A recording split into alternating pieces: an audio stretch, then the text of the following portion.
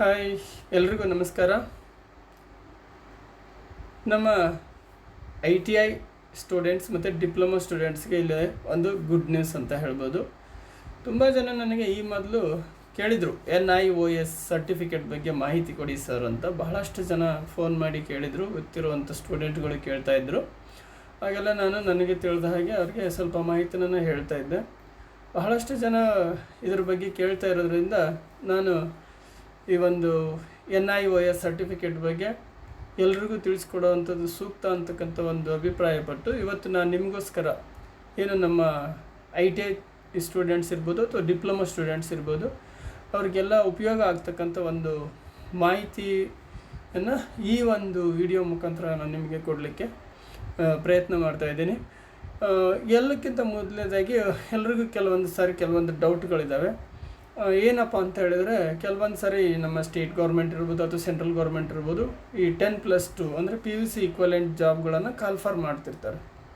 So ಆ PUC equivalent ಜಾಬ್ಗಳಿಗೆ call for ಮಾಡಿದಾಗ ನಾವು 10th ಬೇಸ್ ಮೇಲೆ ITI ಮಾಡಿರೋರಾಗಿರ್ಬೋದು ಅಥವಾ 10th ಬೇಸ್ ಮೇಲೆ ಡಿಪ್ಲೊಮಾ ಮಾಡಿರೋರಾಗಿರ್ಬೋದು, ಆ ಜಾಬ್ಗಳಿಗೆ ಅಪ್ಲೈ ಮಾಡೋದಕ್ಕೆ ಸಾಧ್ಯನಾ ಇಲ್ವಾ, ನಮಗೆ ಎಲಿಜಿಬಿಲಿಟಿ ಇರುತ್ತಾ ಇರಲ್ವಾ ಅಂತಕ್ಕಂಥ ಕ್ವಶನ್ ತುಂಬ ಜನಕ್ಕೆ ಇರುತ್ತೆ. ಕೆಲವೊಂದು ಸಂದರ್ಭದಲ್ಲಿ ಅವರು ಎಲಿಜಿಬಿಲಿಟಿನ ಕೊಟ್ಟಿರ್ತಾರೆ, ಇನ್ನು ಕೆಲವು ಸಂದರ್ಭದಲ್ಲಿ ಎಲಿಜಿಬಿಲಿಟಿನ ಕೊಡೋದಿಲ್ಲ. ಸೊ ಹೀಗಿದ್ದಾಗ ನಾವು ITI ಸ್ಟೂಡೆಂಟ್ಸ್ ಇರ್ಬೋದು ಅಥವಾ ಡಿಪ್ಲೊಮಾ ಸ್ಟೂಡೆಂಟ್ಸ್ ಇರ್ಬೋದು ಏನು ಮಾಡ್ಬೋದು ಅಂತ ಹೇಳಿದರೆ, ಈ ಒಂದು NIOS ಸರ್ಟಿಫಿಕೇಟನ್ನು ಪಡೆಯೋದ್ರ ಮುಖಾಂತರ ನೀವು ಎಲ್ಲ ಥರದ 10+2 ಅಂದರೆ ಈ PUC ಈಕ್ವಾಲೆಂಟ್ ಸರ್ಟಿಫಿಕೇಟ್ ಇದಾಗಿರ್ತದೆ. ಸೊ ಈ ಒಂದು ಇಲ್ಲಿ ನಮ್ಮ ಸರ್ಟಿಫಿಕೇಟನ್ನು ಪಡೆಯೋದ್ರ ಮುಖಾಂತರ ನೀವು ಎಲ್ಲ ಥರದ ಸೆಂಟ್ರಲ್ ಗೌರ್ಮೆಂಟ್ ಇರ್ಬೋದು, ಸ್ಟೇಟ್ ಗೌರ್ಮೆಂಟ್ ಇರ್ಬೋದು, ಎಲ್ಲ ಥರದ ಗೌರ್ಮೆಂಟ್ ಜಾಬ್ಸ್ಗಳಿಗೆ ಅಪ್ಲೈ ಮಾಡ್ತಕ್ಕಂಥ ಒಂದು ಎಲಿಜಿಬಿಲಿಟಿನನ್ನು ನೀವು ಪಡ್ಕೋಬೋದು. ಸೊ ಇದು ಒಂದು national institute of open schooling ಅಂತಲೇ ಇದು. ಸೊ ಇದು ಒಂದು ISO 9001:2008 ಸರ್ಟಿಫೈಡ್ ಇನ್ಸ್ಟಿಟ್ಯೂಟ್ ಆಗಿರ್ತದೆ. ಮತ್ತು ಮೇಲಾಗಿ ಒಂದು ಗೌರ್ಮೆಂಟ್ ಆಫ್ ಇಂಡಿಯಾ ಅಂಡರ್ಟೇಕಿಂಗಲ್ಲೇ ಇರ್ತಕ್ಕಂಥ ಒಂದು education ministry of education government of India ಅಂತ ಹೇಳ್ತೀವಿ. ಸೊ ಆಮೇಲೆ ಹಾಗೆಯೇ it is the institution under the departments of school education and literacy ಅಂತ ಹೇಳ್ತಾರೆ. ಸೊ ಇದರೊಳಗಡೆ ಒಂದು ಅಟಾನಮಸ್ ಬಾಡಿ ಅಂತಲೇ ಹೇಳ್ಬೋದು. ಬಟ್ ಇದು ಏನಪ್ಪ ಮೇನ್ ಅಂತ ಹೇಳಿದ್ರೆ, ಬೇರೆ ಎಲ್ಲ ಭಾಳಷ್ಟು ಓಪನ್ ಸ್ಕೂಲಿಂಗ್ಗಳು ಇದ್ದಾವೆ. ಬೇರೆ ಬೇರೆ ಯೂನಿವರ್ಸಿಟಿಗಳವರೆಲ್ಲ ಓಪನ್ ಸ್ಕೂಲಿಂಗ್ ಸರ್ಟಿಫಿಕೇಟ್ಗಳನ್ನು ಕೊಡ್ತಾ ಇದ್ದಾರೆ. ಬಟ್ ಕೆಲವೊಂದು ಕಡೆಗೆ ಅವನ್ನ ಕನ್ಸಿಡರ್ ಮಾಡ್ತಿರೋದಿಲ್ಲ. ಬಟ್ ಇದು ನಮ್ಮ ಗೌರ್ಮೆಂಟ್ ಆಫ್ ಇಂಡಿಯಾದವರೇ ಇದಾಗಿರೋದ್ರಿಂದ, ministry of education government of ಇಂಡಿಯಾದಿಂದನೇ ಒಂದು ಸರ್ಟಿಫೈಡ್ ಇರೋದ್ರಿಂದ, ಒಂದು ಅಂಡರ್ಟೇಕಿಂಗ್ ಇರೋದ್ರಿಂದ ಈ ಒಂದು ಸರ್ಟಿಫಿಕೇಟ್ಗೆ ಖಂಡಿತ ಎಲ್ಲ ಥರದ ಜಾಬ್ಗಳಿಗೂ ಕೂಡ ಈ ಸರ್ಟಿಫಿಕೇಟು 100ಕ್ಕೆ 100ರಷ್ಟು ಎಲಿಜಿಬಿಲಿಟಿ ಇರ್ತದೆ ಅಂತ ಹೇಳ್ತೀವಿ. ಹಾಗಾದರೆ ಈ ಒಂದು ಸರ್ಟಿಫಿಕೇಟನ್ನು ನಮ್ಮ ITI ತರಬೇತುದಾರರು ಅಥವಾ ಡಿಪ್ಲೊಮಾ ತರಬೇತುದಾರರು ತಗೊಳ್ಳೋದು ಹೇಗೆ? ಈ ಒಂದು ಪ್ರಾಸ್ಪೆಕ್ಟಸ್ನಲ್ಲಿ ನಮಗೆ ITI ತರಬೇತುದಾರರಿಗೆ ಅಂತೇಳಿ ಒಂದು ವಿಶೇಷ ಒಂದು ಮಾಹಿತಿ ಇದೆ. ಬಟ್ ನನಗೆ ತಿಳಿದ ಹಾಗೆ ಡಿಪ್ಲೊಮಾದವ್ರಿಗೂ ಕೂಡ ITI ಮತ್ತು ಡಿಪ್ಲೊಮಾ ಎರಡೂ ತರಬೇತುದಾರರಿಗೂ ಸೇಮ್ ಒಂದು ಪ್ರೊಸೀಜರ್ ಇಲ್ಲಿ ಫಾಲೋ ಆಗ್ತದೆ. ಅದು ಏನಪ್ಪ ಅಂತ ಹೇಳಿದರೆ, ಇಲ್ಲಿ ಒಂದೊಂದಾಗಿ ನೋಡ್ತಾ ಹೋಗೋಣ. ಇವತ್ತಿನ ಈ ಒಂದು ವಿಡಿಯೋದಲ್ಲಿ ಈ ಪ್ರಾಸ್ಪೆಕ್ಟಸನ್ನು ನಾನು ನಿಮಗೆ ಕೊನೆಯಲ್ಲಿ ನನ್ನ ಈ ವಿಡಿಯೋ ಡಿಸ್ಕ್ರಿಪ್ಷನ್ ಬಾಕ್ಸಲ್ಲಿ ಇದರ ಲಿಂಕನ್ನು ಹಾಕ್ತೀನಿ. ಹಾಗೆ ನಿಮಗೆ ಬೇಕು ಅಂತ ಅನಿಸಿದರೆ ನನಗೆ ಫೋನ್ ಮಾಡಿ ಕೇಳಿದರೆ ನಾನು ನಿಮಗೆ ವಾಟ್ಸಪ್ಪಲ್ಲಿ ಈ PDF ಕಳಿಸ್ಬಲ್ಲೆ, ಅಥವಾ ನೀವೇ ನೇರವಾಗಿ ಆ ಲಿಂಕ್ನಲ್ಲಿ ಹೋಗಿ ಡೌನ್ಲೋಡ್ ಕೂಡ ಮಾಡ್ಕೋಬೋದು, ಯಾವುದೇ ತೊಂದರೆ ಇಲ್ಲ.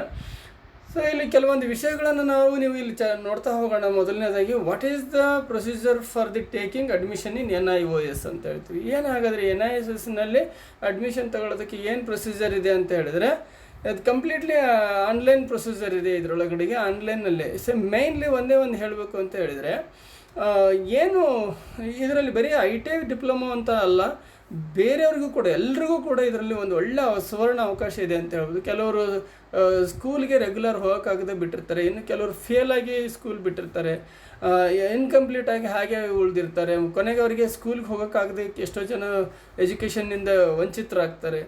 ಸೊ ಅವ್ರು ಎಲ್ಲರಿಗೂ ಉಪಯೋಗ ಆಗ್ತಕ್ಕಂಥ ಒಂದು ಒಳ್ಳೆಯ ಅವಕಾಶ ಇದು.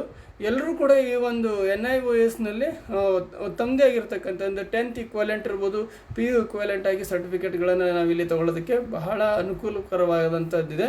ಸೊ ಹಾಗಾಗಿ ನಾವಿಲ್ಲಿ ನಿಮಗೆ ಏನು ಮಾಹಿತಿ ಬೇಕು, ಪ್ರತಿಯೊಂದು ಮಾಹಿತಿನೂ ಕೂಡ ಈ ಪ್ರಾಸ್ಪೆಕ್ಟಸಲ್ಲಿ ಸಿಗ್ತಾ ಇರ್ತದೆ.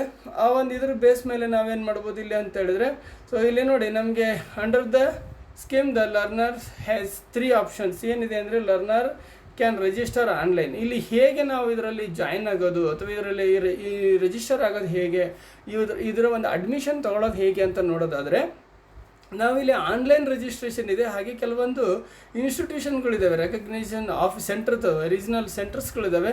ಆ ರೀಜನಲ್ ಸೆಂಟರ್ಸ್ನಲ್ಲಿ ನೇರವಾಗಿ ಕಾಂಟ್ಯಾಕ್ಟ್ ಮಾಡೋದ್ರ ಮುಖಾಂತರನೂ ನಾವು ಇದಕ್ಕೆ ಅಡ್ಮಿಷನ್ ತಗೋಬೋದು. ಇಲ್ಲಿ ಸದ್ಯದಲ್ಲಿ ಕರ್ನಾಟಕದಲ್ಲಿ ರೀಜನಲ್ ಸೆಂಟರ್ ಬಂದುಬಿಟ್ಟು ಬೆಂಗಳೂರಲ್ಲಿದೆ. ಅದರ ಅಡ್ರೆಸ್ ಕೂಡ ನಿಮಗೆ ಈ ಪ್ರಾಸ್ಪೆಕ್ಟಸಲ್ಲಿ ಈ ಕೆಳಗಡೆ ಸಿಗ್ತಾ ಇದೆ. ನೀವು ಅದನ್ನು ಕೂಡ ನಾನು ನಿಮಗೆ ಮೆನ್ಷನ್ ಮಾಡಿಕೊಡ್ತೀನಿ. ಹಾಗೆಯೇ ಏನಪ್ಪ ಅಂತ ಹೇಳಿದರೆ, ನೀವು ಇದರಲ್ಲಿ ಮೇನ್ಲಿ ಪ್ಯೂರ್ಲಿ ಆನ್ಲೈನ್ ಆಗಿರೋದ್ರಿಂದ ನೀವು ಆನ್ಲೈನ್ ಮಾಡೋದೇ ಉತ್ತಮ ಅಂತ ಹೇಳ್ತೀನಿ.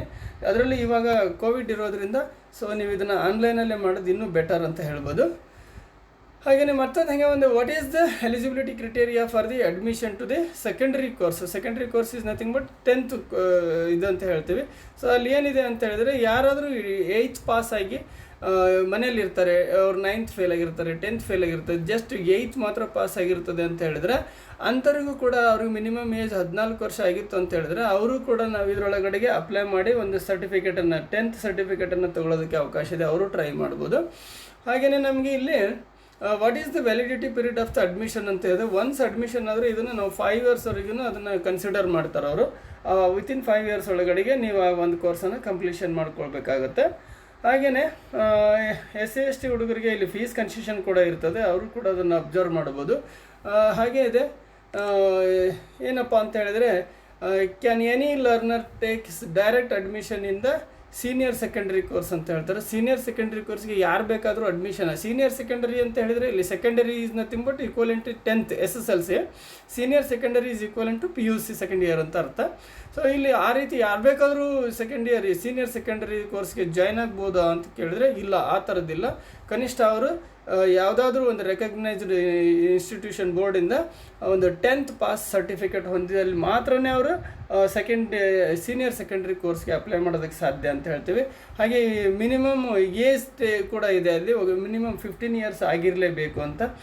ಈ ರೀತಿ ಒಂದು ಎಲಿಜಿಬಿಲಿಟಿಗಳನ್ನು ಇದರಲ್ಲಿ ನೀವು ಒಂದೊಂದಾಗಿ ನೋಡ್ತಾ ಹೋಗಿ. ನೀವು ಈ ಒಂದು ಪ್ರಾಸ್ಪೆಕ್ಟಸನ್ನು ನಾನು ನಿಮಗೆ ನನ್ನ ಈ ಕೆಳಗಡೆ ಡಿಸ್ಕ್ರಿಪ್ಷನ್ ಬಾಕ್ಸಲ್ಲಿ ಹಾಕಿರ್ತೀನಿ, ಅದರ ಲಿಂಕನ್ನು ಹಾಕಿರ್ತೀನಿ. ಹಾಗೆ ನಮ್ಮ ಆನ್ಲೈನ್ ಅಡ್ಮಿಷನ್ ಲಿಂಕನ್ನು ಕೂಡ ಈ ಒಂದು ಡಿಸ್ಕ್ರಿಪ್ಷನ್ ಬಾಕ್ಸಲ್ಲಿ ಹಾಕಿರ್ತೀನಿ. ಇದನ್ನು ಎಡೆಯಾಗಿ ನೀವು ಒಂದಾಗಿ ಒಂದು ನೋಡ್ತಾ ಹೋದರೆ ನಾವು ಯಾವ ರೀತಿ ಇದರೊಳಗಡೆಗೆ ಅಡ್ಮಿಷನ್ ತಗೋಬೋದು ಅಂತಕ್ಕಂಥದ್ದು ಇದರಲ್ಲಿ ನಿಮಗೆ ಗೊತ್ತಾಗುತ್ತೆ. And then can a learner choose any subject combination ಅಂತ ಒಂದು ಕ್ವಶನ್ ಇಲ್ಲಿ ಫ್ರೀಕ್ವೆಂಟ್ ಕ್ವಶನಲ್ಲಿದೆ.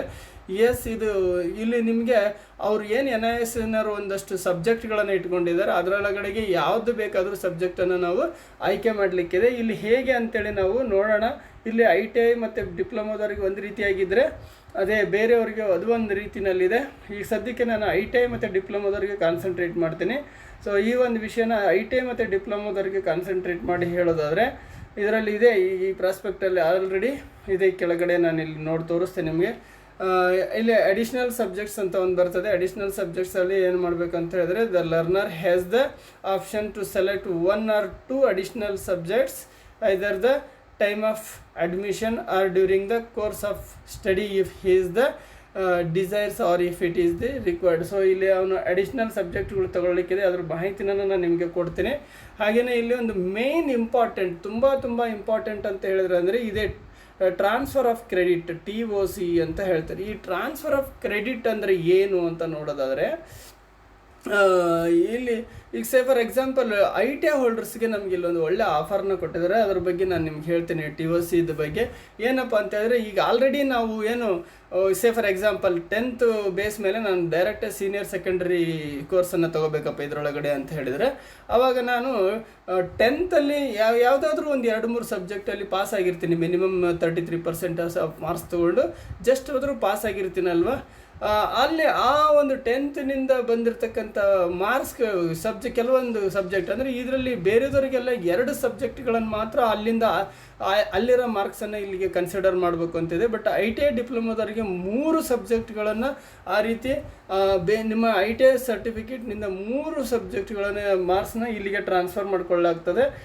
ಅದಕ್ಕೆ ಮಿನಿಮಮ್ 5 ಸಬ್ಜೆಕ್ಟಲ್ಲಿ ಪಾಸ್ ಆದರೆ ಸಾಕು ನಿಮಗೆ ಇವರು NIOSನವ್ರು ನೀಡ್ತಕ್ಕಂಥ 5 ಸಬ್ಜೆಕ್ಟ್ಸ್ಗಳಿದ್ದಾವೆ. ಆ 5 ಸಬ್ಜೆಕ್ಟ್ಸಲ್ಲಿ 5 ಮಿನಿಮಮ್ 5 ಸಾಕಷ್ಟು ಸಬ್ಜೆಕ್ಟ್ಗಳು ಬರ್ತಾ ಇದೆ. ಅಲ್ಲಿ ಮಿನಿಮಮ್ 5 ಸಬ್ಜೆಕ್ಟ್ಗಳನ್ನು ತಗೊಂಡು ನಾವು ಎಕ್ಸಾಮನ್ನು ಕಂಡಕ್ಟ್ ಮಾಡಿದರೆ, ಇದು ಆನ್ಲೈನಲ್ಲಿ ಎಕ್ಸಾಮ್ ಇರ್ತದೆ ನಮಗೆ ಇದು ಬಂದು.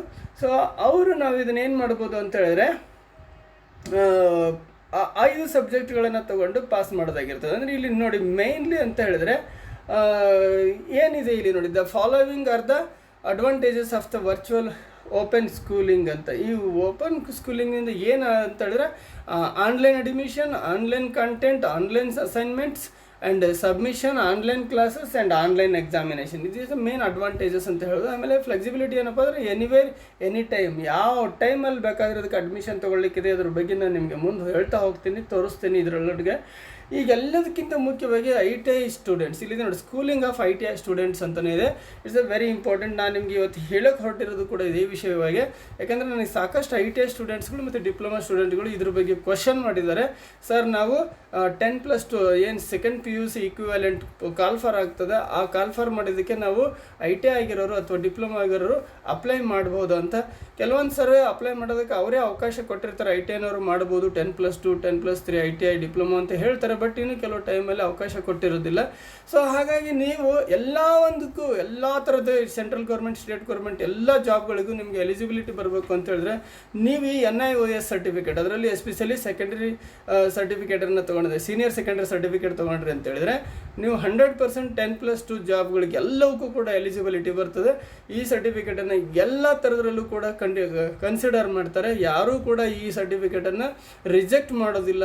ಅದು ಬಹಳ ಮುಖ್ಯವಾದ ವಿಷಯ ಇಲ್ಲಿ ನೋಡಿ. Schooling of ITI students, under this scheme ITI students get an opportunity to earn the secondary and the senior secondary certificate as per their eligibility, who are pursuing education through ITIs or have cleared their ITIs courses. For achieving this, they need to make a small effort. They will be receiving secondary and senior secondary certificate from NIOS apart from their trade certificate from ITI. ನೀವೇನು ITIನಲ್ಲಿ ಒಂದು trade ಅಂತ ಮಾಡಿರ್ತೀರ, electrician, fitter, welder ಅಂತೇಳಿ, ಅದನ್ನು ನೀವು pass ಆಗಿದ್ದೀರಾ ಅಂತ ಹೇಳಿದ್ರೆ ಇನ್ನು ಸ್ವಲ್ಪ ಎಫರ್ಟನ್ನು ಹಾಕೋದ್ರ ಮುಖಾಂತರ ನೀವು ಈ NIOSನಿಂದ ಒಂದು ಸೆಕೆಂಡರಿ ಸರ್ಟಿಫಿಕೇಟ್ ಅಥವಾ ಸೀನಿಯರ್ ಸೆಕೆಂಡರಿ ಸರ್ಟಿಫಿಕೇಟನ್ನು ಪಡೆಯೋದಕ್ಕೆ ಒಂದು ಒಳ್ಳೆ ಅವಕಾಶ ನಿಮಗೆ ITI ಹೋಲ್ಡರ್ಸ್ಗೆ ಇಲ್ಲಿದೆ. ಹಾಗಾದರೆ ಅದನ್ನು ಪಡೆಯೋದಕ್ಕೆ ಇನ್ನೂ ನೋಡಿ, ನೀವು NIOS has signed A memorandum of understanding, MOU ಅಂತ ಹೇಳ್ತೀವಿ, with the directorate general training. ಏನು ನಮ್ಮ ಡೆಲ್ಲಿನಲ್ಲಿ ನಮ್ಮ ITIಗಳನ್ನು ಕಂಟ್ರೋಲ್ ಮಾಡ್ತಕ್ಕಂಥ DGT ಅಂತ ಏನಿದೆ, this under ministry of skill development and entrepreneurship, MSDE ಅಂತ ಹೇಳ್ತೀವಿ, government of India to offer this scheme. So ಏನು ಈ ಗೌರ್ಮೆಂಟ್ ಆಫ್ ಇಂಡಿಯಾ DGT ಅಂತ ನಾವೇನು ಹೇಳ್ತೀವಿ, ನಿಮ್ಗೆ ಆಲ್ರೆಡಿ ಗೊತ್ತಿರೋ ಹಾಗೆ ಇದೇ DGT ಆಫ್ ಇಂಡಿಯಾ ಇದು ಏನು ಮಾಡಿದ್ದಾರೆ ನಮಗೆ ಇಲ್ಲಿ ಅಂತ ಹೇಳಿದರೆ ಒಂದು ಆಫರ್ ಮಾಡಿದ್ದಾರೆ ITI ಸ್ಟೂಡೆಂಟ್ಸ್ಗಳಿಗೆ. ಏನಪ್ಪ ಅಂದರೆ the learner will receive 3 credits from ITI. ನಾನು ನಿಮ್ಗೆ ಹೇಳಿದೆ TOC ಅಂತ, ಟ್ರಾನ್ಸ್ಫರ್ ಆಫ್ ಕ್ರೆಡಿಟ್ಸ್ ಅಂತ ಹೇಳಿದ್ವಲ್ಲ, ಇಲ್ಲಿ 3 ಆ ಥರದ ಕ್ರೆಡಿಟ್ಸ್ಗಳನ್ನು ಕೊಟ್ಟೆ. ಬೇರೆ ಅದರ್ಸ್ಗೆ 2 ಕ್ರೆಡಿಟ್ಸ್ ಇದ್ದರೆ ITI ಡಿಪ್ಲೊಮಾ ಹೋಲ್ಡರ್ಸ್ಗೆ 3 ಕ್ರೆಡಿಟ್ಸ್ ಇದೆ ಇಲ್ಲಿ. ಇಟ್ಸ್ ದ ವೆರಿ ಇಂಪಾರ್ಟೆಂಟ್ ಅಂತ ಹೇಳ್ಬೋದು. ITI ಹುಡುಗರಿಗೆ ಈಸಿಯಾಗಿ ಒಂದು NIOS ಸರ್ಟಿಫಿಕೇಟನ್ನು ತಗೊಳ್ಳೋದಕ್ಕೆ ಸಹಾಯ ಆಗ್ತಕ್ಕಂಥದ್ದು. And he or she will need to study 2 additional subjects from the NIOS program. ಈಗ ಅವ್ರಿಗೆ ಉಳಿದಿರೋದು ಏನಪ್ಪ ಅಂತ ಕೇವಲ 2 ಸಬ್ಜೆಕ್ಟ್ ಏನು NIOSನವರು ನೀಡ್ತಾರೆ. ಅದರಲ್ಲಿ ಲ್ಯಾಂಗ್ವೇಜ್ ಸಬ್ಜೆಕ್ಟ್ ಒಂದು ಬರ್ತದೆ, ಒಂದು ಅಕಾಡೆಮಿಕ್ ಸಬ್ಜೆಕ್ಟ್ ಅಂತ ಒಂದು ಬರ್ತದೆ. ಅವರಲ್ಲಿ 2 ಸಬ್ಜೆಕ್ಟ್ಗಳನ್ನು ತಗೊಂಡು ಅವರು ಪಾಸ್ ಆದರೆ ಸಾಕು. ಒನ್ಸ್ ಅಗೇನ್ ಅವರಿಗೆ ಮತ್ತೆ ಏನು ಬರ್ತದೆ, ಸೀನಿಯರ್ ಸೆಕೆಂಡರಿ ಸರ್ಟಿಫಿಕೇಟ್ ಕೂಡ ಸಿಗುತ್ತೆ ಇಲ್ಲಿ. ಸೊ ಇದು ITI ಹುಡುಗರಿಗೆ ಒಳ್ಳೆ ಬೆನಿಫಿಟ್ ಅಂತ ಹೇಳ್ಬೋದು. ಗೌರ್ಮೆಂಟ್ ಆಫ್ ಇಂಡಿಯಾನೇ ಇದನ್ನು ನಿಮಗೆ ಆಫರ್ ಮಾಡಿದೆ. ಈ ಆಫರನ್ನು ಪ್ರತಿಯೊಬ್ಬ ITI ತರಬೇತಿದಾರರು ಬಳಸ್ಕೊಂಡಲ್ಲಿ ನೀವು ಮುಂದೆ ಎಲ್ಲ ಥರದ ಗೌರ್ಮೆಂಟ್ ಜಾಬ್ಗಳಿಗೆ ಅಪ್ಲೈ ಮಾಡೋದಕ್ಕೆ ಸಾಧ್ಯ ಆಗುತ್ತೆ ಅಂತ ಹೇಳ್ಬೋದು. Upon successful completion of 2 subjects from NIOS, the candidate will get the combined mark sheet under the TOC scheme of NIOS. The following option will be available to the learners to choose from: 1 language course of NIOS and 1 academic subject offered by NIOS. So ಇಲ್ಲಿ ಕೇವಲ ಒಂದು language subject ಬರ್ತದೆ. ಮುಂದೆ ನಾನು ನಿಮ್ಗೆ ಹೇಳ್ತೀನಿ, ಅದ್ರ ಬಗ್ಗೆ ಎಕ್ಸ್ಪ್ಲೇನ್ ಮಾಡ್ತೇನೆ. ಒಂದು ಲ್ಯಾಂಗ್ವೇಜ್ ಸಬ್ಜೆಕ್ಟು, ಒಂದು ಅಕಾಡೆಮಿಕ್ ಸಬ್ಜೆಕ್ಟ್ ಬರ್ತದೆ. ಇವೆರಡು NIOSನವ್ರು ನೀಡ್ತಕ್ಕಂಥ ಎರಡು ಸಬ್ಜೆಕ್ಟ್ಗಳನ್ನು ತಗೊಂಡು ನೀವು ಅದನ್ನು ಕಂಪ್ಲೀಟ್ ಮಾಡಿದರೆ ಸಾಕು, ITI ಹೋಲ್ಡರ್ಸ್ಗೆ ನಿಮಗೆ ಮತ್ತೊಂದು ಸೀನಿಯರ್ ಸೆಕೆಂಡರಿ ಸರ್ಟಿಫಿಕೇಟು ನಿಮ್ಮದಾಗುತ್ತೆ. ಆ ಸೀನಿಯರ್ ಸೆಕೆಂಡರಿ ಸರ್ಟಿಫಿಕೇಟು ನಿಮಗೆ ಎಷ್ಟು ಯೂಸ್ಫುಲ್ ಅಂದರೆ, ನೀವು ಎಲ್ಲ ಥರದ ಸೆಕೆಂಡ್ PUC ಈಕ್ವಲೆಂಟ್ ಎಲ್ಲ ಥರದ ಜಾಬ್ಗಳಿಗೆ ಅಪ್ಲೈ ಮಾಡೋದಕ್ಕೆ ಬರ್ತದೆ. More details can be seen at the NIOS ವೆಬ್ಸೈಟಲ್ಲಿ. ನೀವು ಇಲ್ಲೇನಿದೆ ಈ ಒಂದು ವೆಬ್ಸೈಟ್ ಲಿಂಕನ್ನು ತೊಗೊಳ್ಳಿ. ಈ ವೆಬ್ಸೈಟ್ ಲಿಂಕಲ್ಲಿ ನೀವೇನು ಮಾಡ್ಬೋದು, ಅದ್ರ ಬಗ್ಗೆ ಮೋರ್ ಮಾಹಿತಿನನ್ನು ಕೂಡ ನೀವು ಪಡ್ಕೋಬೋದಾಗಿದೆ ಇಲ್ಲಿ. ಆಮೇಲೆ ಸ್ಕೀಮ್ ಆಫ್ ಸ್ಟಡೀಸ್ ಏನಿದೆ, the scheme of studies for the secondary and the senior secondary course in given in table 1 for obtaining a pass certificate. A learner is required to pass in a minimum of 5 subjects including 1 or maximum of 2 languages. ಇಲ್ಲಿ ನೋಡಿ, ಅಲ್ಲಿ ಏನೋ ಒಂದು table ಇದೆ, ಈ ಕೆಳಗಡೆ ನಾನು ತೋರಿಸ್ತೀನಿ ನಿಮ್ಗೆ ಇವಾಗ. ಅಲ್ಲಿ ಒಂದು ಲ್ಯಾಂಗ್ವೇಜ್ ಸಬ್ಜೆಕ್ಟ್, ಒಂದು ಅಥವಾ 2 ಲ್ಯಾಂಗ್ವೇಜ್ ಸಬ್ಜೆಕ್ಟ್ ಬೇಕಾದ್ರೂ ಕೂಡ ತಗೋಬೋದು, ನೋ ಪ್ರಾಬ್ಲಮ್. ಇಲ್ಲಿ 1 ಅಥವಾ 2 ಲ್ಯಾಂಗ್ವೇಜ್ ಸಬ್ಜೆಕ್ಟ್ಗಳನ್ನು ತಗೊಂಡು ಮಾಡ್ಬೋದು. ಅಥವಾ ಇನ್ನು ಬೇರೆದರಲ್ಲಿ ಒಂದು ಅಕಾಡೆಮಿಕ್ ಸಬ್ಜೆಕ್ಟ್ ಅಂತ ಬರ್ತದೆ, ಅಡಿಷ್ನಲಿ ಮತ್ತೊಂದು ಸಬ್ಜೆಕ್ಟನ್ನು ತಗೊಂಡು ಟೋಟಲಿ ಇದರಲ್ಲಿ ಮಿನಿಮಮ್ 5 ಸಬ್ಜೆಕ್ಟ್ ಆದರೂ ತೊಗೋಬೋದು, ಅಥವಾ ಮ್ಯಾಕ್ಸಿಮಮ್ 7 ಸಬ್ಜೆಕ್ಟ್ ತೊಗೊಳ್ಳೋಕೆ ಕೂಡ ಅವಕಾಶ ಇದೆ. ಇಲ್ಲಿ 7 ಸಬ್ಜೆಕ್ಟ್ಸ್ ಅಂದರೆ ಏನಪ್ಪ ಅಂತೇಳಿದ್ರೆ, ನಿಮಗೆ ನೀವು ಅದಕ್ಕೆ ಎಲಿಜಿಬಿಲಿಟಿ ಇದ್ದೀರಾ ಅನ್ನೋದಾದರೆ, ನಿಮಗೆ ಅದನ್ನು ನಾನು ಓದಿ ಪಾಸ್ ಮಾಡ್ತೀನಿ ಅನ್ನೋದಾದರೆ, ನೀವು ಬೇರೆ ಕೆಲವೊಂದು ಕೋರ್ಸ್ಗಳಿದ್ದಾವೆ, ಅದರಲ್ಲಿ ಸಬ್ಜೆಕ್ಟ್ಗಳಿದ್ದಾವೆ, ಆ ಸಬ್ಜೆಕ್ಟ್ಗಳನ್ನು ತೊಗೊಂಡು ಮಾಡೋದ್ರಿಂದ ನಿಮಗೇನಾಗುತ್ತೆ ಇಲ್ಲಿ ಅಂತ ಹೇಳಿದರೆ, ಮೇನ್ಲಿ ಅದು ಯೂಸ್ ಆಗುತ್ತೆ ನಿಮಗೆ ಕೆಲವೊಂದು ಸಂದರ್ಭದಲ್ಲಿ certificate. But minimum 5 subject pass ಮಾಡಿದರೂ ಸಾಕು, ನಿಮಗೆ ಸೀನಿಯರ್ ಸೆಕೆಂಡರಿ ಸರ್ಟಿಫಿಕೇಟ್ ಖಂಡಿತ ಸಿಗುತ್ತೆ ಈ ಒಂದು NIOS ಮುಖಾಂತರ. ಇಲ್ಲಿ ಇದೆ ನೋಡಿ, ಈಗ ನಮಗೆ ಯಾವ ಥರ scheme of the studies for the academic course ಅಂತ ಹೇಳಿದ್ರೆ, ನಾನು ಬರೀ ಸೆಕೆಂಡರಿ ಲೆವೆಲ್ ಸರ್ಟಿಫಿಕೇಟ್ ತೊಗೊತೀನಿ ಅಂತ ಅಂದರೆ ಅದು ಬರುತ್ತೆ. ಬಟ್ ನೀವು ಆಲ್ರೆಡಿ 10th ಪಾಸ್ ಆಗಿರ್ತೀರ, ಸೊ ಹಾಗಾಗಿ ಆ ಸೆಕೆಂಡರಿ ಲೆವೆಲ್ ಏನು ಬೇಡ, ನಿಮಗೆ ಸೀನಿಯರ್ ಸೆಕೆಂಡರಿ ಲೆವೆಲ್ ನೇರವಾಗಿ ತೊಗೊಳ್ಳಿ ನೀವು. ಅಲ್ಲಿ ನಾನು ಒಂದು ಗ್ರೂಪ್ ಎದೊಳಗಡೆ ಒಂದು ಸಬ್ಜೆಕ್ಟನ್ನು ಆಯ್ಕೆ ಮಾಡೋಕ್ಕಾಗುತ್ತೆ. ನೋಡಿ, ಇಲ್ಲಿ ಹಿಂದಿ, ಇಂಗ್ಲೀಷ್, ಉರ್ದು, ಸಂಸ್ಕೃತ ಇಷ್ಟಿದಾವಲ್ಲ, ಇವು ಬೇರೆನೂ ಇದ್ದಾವೆ, ಬೇರೆ ಎಲ್ಲ ಇದೆ. ನಮಗೆ ಕರ್ನಾಟಕದವರಿಗೆ ಅವಷ್ಟು ಕೆಳಗಿನ ನಿಮಗೆ ಯಾವುದು ಗೊತ್ತಿರಲ್ಲ ಅನ್ಕೊತೀನಿ. ಗುಜರಾತಿ, ಬೆಂಗಾಲಿ, ತಮಿಳ್, ಒಡಿಯಾ, ಪಂಜಾಬಿ ಯಾವ ನಮಗೆ ಅನ್ವಯಿಸೋದಿಲ್ಲ, ನಮಗೆ ಬರೋದಿಲ್ಲಲ್ವ. ಸೊ ಹಾಗಾಗಿ ಇಲ್ಲಿ ಹಿಂದಿ, ಇಂಗ್ಲೀಷ್, ಉರ್ದು, ಸಂಸ್ಕೃತ, ಕರ್ನಾಟಕದಲ್ಲಿರೋ ಹಿಂದಿ ಅಥವಾ ಇಂಗ್ಲೀಷ್ ಅಥವಾ ಉರ್ದು, ಸಂಸ್ಕೃತ ತಗೋಬಹುದು.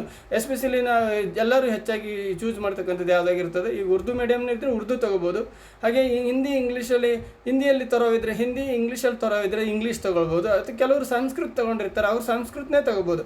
ಸೊ ಇದರಲ್ಲಿ ಒಟ್ಟಿಗೆ ಏನಂತ ಹೇಳಿದ್ರೆ, ಈ 4 ಗ್ರೂಪ್ ಎದೊಳಗಡೆ ಈ 4ರಲ್ಲಿ ಒಂದು ಸಬ್ಜೆಕ್ಟನ್ನು ನೀವು ಸೆಲೆಕ್ಟ್ ಮಾಡ್ಕೊಂಡ್ರಿ ಅಂತ ಹೇಳಿದ್ರೆ, ಇನ್ನೊಂದು ಈ ಕೆಳಗಡೆ ಗ್ರೂಪಲ್ಲಿ ಒಂದು ಸಬ್ಜೆಕ್ಟ್. ಈಗ ಅವ್ರು ಹೇಳಿರೋ ಪ್ರಕಾರ ITI ಮತ್ತು ಡಿಪ್ಲೊಮಾ ಹೋಲ್ಡರ್ಸ್ಗೆ ಅವ್ರಿಗೆ 3 ಕ್ರೆಡಿಟ್ಸ್ ಇದೆ.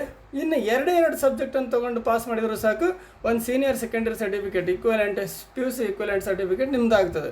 ಸೊ ಹಾಗಾಗಿ ಇಲ್ಲಿ ಯಾವುದಾದ್ರೂ ನಿಮಗೆ ಇಷ್ಟ ಆಗಿರ್ತಕ್ಕಂಥ ಒಂದು ಸಬ್ಜೆಕ್ಟನ್ನು, ಇಲ್ಲಿ ಮ್ಯಾಥಮೆಟಿಕ್ಸ್ ಅಂತ ನಾನು ನಿಮಗೆ ಚೂಸ್ ಮಾಡ್ತೀನಿ. ಸೊ ನಿಮಗೆ ಅದೇ ಅಂತಲ್ಲ, ಇಲ್ಲಿರ್ತಕ್ಕಂಥ ಯಾವುದಾದ್ರೂ ಒಂದು ಸಬ್ಜೆಕ್ಟನ್ನು ನೀವು ತೊಗೊಂಡು ಇನ್ನು ಅಲ್ಲಿಗೆ ಮಿನಿಮಮ್ 5 ಸಬ್ಜೆಕ್ಟ್ಸನ್ನು ತೊಗೊಂಡು ಪಾಸ್ ಮಾಡ್ಬೋದು. ಇಲ್ಲ ನನಗೆ ಇನ್ನೂ ಹೆಚ್ಚಿನ ಆಸಕ್ತಿ ಇದೆ, ನನಗೆ ಕೆಲವೊಂದು ಇಂಪಾರ್ಟೆಂಟ್, ಫಾರ್ ಎಕ್ಸಾಂಪಲ್ ಇಲ್ಲಿ ಮಿಲಿಟ್ರಿ ಹಿಸ್ಟ್ರಿ ಅಂತ ಇದೆ, ಅದರಲ್ಲಿ ನನಗೆ ತುಂಬ ಆಸಕ್ತಿ ಇದೆ, ನಾನು ಅದರಲ್ಲಿ ಆ ಮುಖಾಂತರ ಏನಾದರೂ ಜಾಬ್ ಗೆಟ್ ಮಾಡಬೇಕು ಅಂತ ಅನ್ನೋರು, ಅಥವಾ ಇಲ್ಲ ನಾನು ಸಂಸ್ಕೃತದಲ್ಲಿ ದೊಡ್ಡ ಪಂಡಿತರಾಗಬೇಕು, ಸಂಸ್ಕೃತ ಬೇಸಡನೇ ನಾನು ಏನಾದರೂ ಜಾಬ್ ತೊಗೋಬೇಕು ಅನ್ನೋರು ಇರ್ಬೋದು. ಅಥವಾ ಇಲ್ಲಿ ಯಾವುದಾದ್ರೂ ಒಂದು ಟೂರಿಸಮ್ಗೆ ಸಂಬಂಧಪಟ್ಟಿದ್ದಿರ್ಬೋದು. ಹೀಗೆ ನಾನು ಸಪ್ರೇಟಾಗಿ, ಅದು ನಮ್ಮ ಆಪ್ಷನಲ್, ಅದು ನಮ್ಮ ಇಚ್ಛಾಶಕ್ತಿ ಅದು. ಆದರೆ ಮಿನಿಮಮ್ ಇಲ್ಲಿ ಈ ಗ್ರೂಪ್ ಎದಲ್ಲಿ ಒಂದು ಲ್ಯಾಂಗ್ವೇಜ್ ಸಬ್ಜೆಕ್ಟು, ಗ್ರೂಪ್ ಬಿದಲ್ಲಿ ಒಂದು ಅಕಾಡೆಮಿಕ್ ಸಬ್ಜೆಕ್ಟನ್ನು ತೊಗೊಂಡ್ರೆ ಅಲ್ಲಿಗೆ 2 ಸಬ್ಜೆಕ್ಟು, 3 ಕ್ರೆಡಿಟ್ಸು ನಮಗೆ ನನ್ನ ITI ಸರ್ಟಿಫಿಕೇಟಿಂದ ಬರುತ್ತೆ. ಅಲ್ಲಿಗೆ 5 ಮಿನಿಮಮ್ ಆಯಿತು. ಇಷ್ಟಕ್ಕೆ ಜಸ್ಟ್ ವೆರಿ ಸಿಂಪಲ್ಲಾಗಿ ನೀವು ಮಾಡಿದರೆ ಆಯಿತು, ನಿಮಗೆ ಒಂದು ಸೀನಿಯರ್ ಸೆಕೆಂಡರಿ ಸರ್ಟಿಫಿಕೇಟು ನಿಮ್ಮದಾಗ್ತದೆ. ಅದು ನೀವು ಎಲ್ಲ ಕಡೆಗೂ ಗೌರ್ಮೆಂಟ್ ಜಾಬ್ಗೆ ಅಪ್ಲೈ ಮಾಡೋದಕ್ಕೆ ನೀವು ಎಲಿಜಿಬಲ್ ಕೂಡ ಬರ್ತೀರಿ. ಸೊ ಇಲ್ಲೇನಪ್ಪ ಅಂತ ಹೇಳಿದ್ರೆ, ಇಲ್ಲಿ ಒಂದಷ್ಟು ಈ ಒಂದು ಟೇಬಲಲ್ಲಿ ಏನಿದೆ, ಆಸ್ಟ್ರಿಕ್ ಮಾರ್ಕ್ ಇದ್ದಾವೆ ಮತ್ತು ಹಾಗೆ ಸ್ಟಾರ್ ಮಾರ್ಕ್ ಇದ್ದಾವೆ. ಆಸ್ಟ್ರಿಕ್ ಮಾರ್ಕಲ್ಲಿರೋದೆಲ್ಲ ಏನಂತ ಹೇಳಿದ್ರೆ, ನಮ್ಮ ಇಂಡಿಯನ್ ನಾಲೆಡ್ಜ್ ಟ್ರೆಡಿಷನ್ ಅಂತ ಹೇಳ್ತಾರೆ, ಆ ಥರದ್ದು. ಆಮೇಲೆ ಇಲ್ಲಿ ಗಮನಿಸಬೇಕಾಗಿದ್ದು ನಮಗೇನಪ್ಪ ಅಂತ ಹೇಳಿದ್ರೆ, ಯಾವುದ್ಯಾವುದು ತೊಗೊಳಕ್ಕೆ ಹೋಗಬಾರ್ದು. ಬದಲಾಗಿ ಇಲ್ಲಿ ಎಕ್ಸಾಮಿನೇಷನನ್ನು ನಾವು ತೊಗೋಬೇಕಾದಾಗ ಇಲ್ಲಿ ನೋಡಿ, examination of these subjects will be held on the same day and same time ಅಂತ. ಅದರಲ್ಲಿ ನಾನು 2 ತೊಗೊಂಡ್ರೆ ಉಪಯೋಗಕ್ಕೆ ಬರೋದಿಲ್ಲ, ಒಂದನ್ನೇ ತೊಗೋಬೇಕಾಗತ್ತೆ. ಸೇಮ್ ಇಲ್ಲಿ ಕೂಡ ಇದೆ, ಅದಕ್ಕೆ ನಮಗೇನಿಲ್ಲ, ಆಲ್ಮೋಸ್ಟ್ ಬೇರೆ ರಾಜ್ಯದವರಿಗಿದೆ ಅದು. ಸೊ ನಮಗೆ ಆ ಥರದ್ದು ಪ್ರಾಬ್ಲಮ್ ಇಲ್ಲ ಅಂದ್ಕೊಳ್ತೀನಿ ಇಲ್ಲಿ. ಅದರ್ವೈಸ್ ಇಲ್ಲಿ ಇಂಡಿಯನ್ ನಾಲೆಡ್ಜ್ ಟ್ರೆಡಿಷನ್ ಏನಿದೆ ಅದು ಅವರಿಗೆ ಅಟ್ಲೀಸ್ಟ್ ಅವರು ಸಂಸ್ಕೃತದಲ್ಲಿ ಒಂದು ಸಬ್ಜೆಕ್ಟನ್ನು ಪಾಸ್ ಆಗಿರೋರೇ ಆಗಿರಬೇಕು ಅಂತ ಹೇಳ್ತದೆ, ಅದು ನಮಗೆ ಬೇಡ ಈಗ. ಆಮೇಲೆ ನೆಕ್ಸ್ಟ್ ಏನಪ್ಪ ಅಂದರೆ ಇಲ್ಲಿ ಸ್ಟಾರ್ ಮಾರ್ಕ್ ಇರೋ ಇಲ್ಲಿ ಅಲ್ಲಿದೆ ನೋಡಿ, subjects with asterisk have the star mark ಇರೋಂಥವ್ರು ಏನಿದ್ದಾರೆ, there will be practical work. ಅಲ್ಲಿ ಏನಾಗಿರುತ್ತೆ practical as well as theory ಅಂತ ಹೇಳ್ತೀವಿ ನಾವು. ಆ theory as well as practical work ಇರುತ್ತೆ ಅದರಲ್ಲಿ, ಅಸೈನ್ಮೆಂಟ್ ಬರೆಯೋದಾಗಿರ್ಬೋದು ಮತ್ತೊಂದರಲ್ಲಿ. ಸೊ ಅದನ್ನು ನಾವಿಲ್ಲಿ ಗಮನಿಸ್ತೀವಿ.